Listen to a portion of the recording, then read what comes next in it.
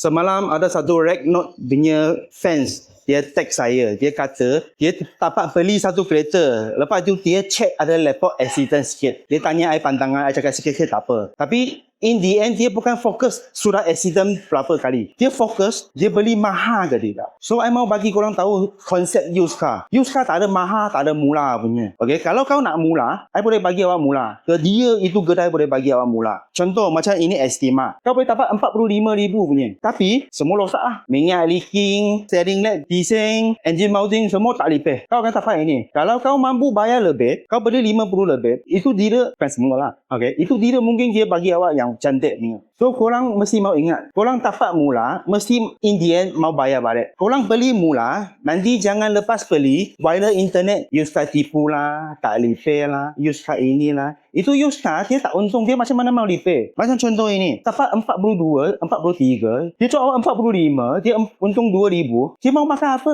Macam mana dia mau repair lagi? Dia tak boleh repair, so dia akan tolak awak. Harap sampai sini korang boleh faham used car punya konsep. Used car ada untung, dia jual mahal, dia akan repair balik. Certain, bukan semua.